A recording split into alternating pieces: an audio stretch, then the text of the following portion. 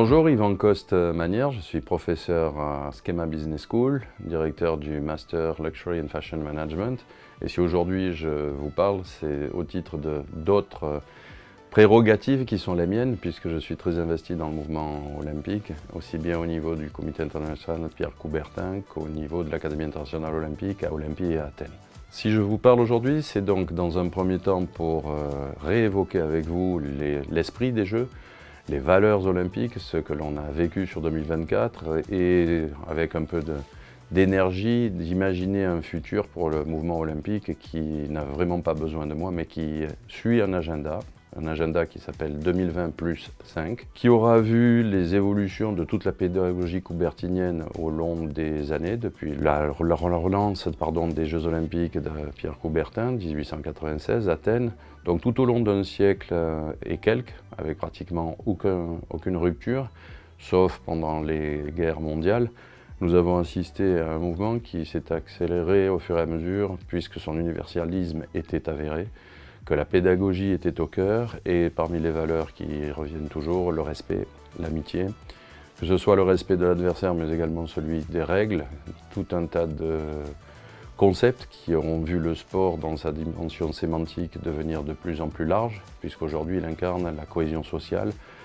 Il aura jusqu'à l'année prochaine un nouveau souffle puisqu'il s'est retrouvé investi d'une lourde mission, le sport égalité, le sport santé. Et si les valeurs des Jeux de 2024 ont été légèrement différentes de ce qu'il avait pu voir le jour dans les éditions précédentes, c'est sans doute pour la première fois l'égalité du nombre de participants, aussi bien hommes que femmes, une capacité à mobiliser à peu près de la même manière au moment des Jeux paralympiques, puisque les valeurs ne sont plus tout à fait les mêmes. On aura le courage, la détermination qui viendront intervenir beaucoup plus sur les Jeux paralympiques pour avoir cette société meilleure, celle qui était prévue, évoquée, voulue par Pierre de Coubertin à un tel point qu'il aura consommé toute sa richesse. Donc tous les mouvements qui sont para-olympiques, donc les structures que j'ai évoquées tout à l'heure, du comité Coubertin jusqu'à une académie olympique, officiellement de par la charte olympique, existe dans tous les pays relevant du mouvement olympique, donc 190, 195 à date. Il existe jusqu'à y compris des spécificités particulières au niveau géopolitique, puisque Formose et la Chine peuvent être considérés comme étant toutes les deux membres du CIO. Vous avez compris que le CIO s'est aussi vu attribuer des engagements politiques et qui parfois n'ont pas fait l'unanimité, mais Corée du Nord, Corée du Sud, les discours sur les réfugiés politiques, sur les gens qui sont apatrides et qui défilent donc sous la bannière olympique, ou alors des boycotts, comme ça a malheureusement eu lieu en 1980 à Moscou ou en 1984 à Los Angeles, avec cette incapacité politique de respecter stricto sensu la trêve olympique telle qu'elle avait été préédictée par nos ancêtres helléniques, et qui fait qu'aujourd'hui le mouvement le plus universaliste qui existe sur la Terre, et sans doute celui-ci, peut-être même plus efficace que l'ONU dans certaines de ses prérogatives régaliennes, en tout cas certainement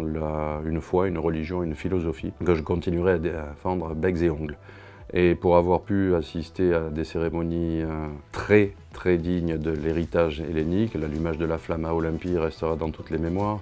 2024, l'arrivée par le Bélème de la flamme sur le périple grec qui avait permis de voir le port antique de Marseille fondé. Cet allumage des vasques qui, depuis 1936, les Jeux de Berlin, grâce à Karl Diem, aura permis d'embraser, d'enflammer les foules dans tous les sens du terme. Voilà en quoi consiste l'esprit olympique: transmettre, partager, apaiser et surtout rendre un monde meilleur demain, tous ensemble.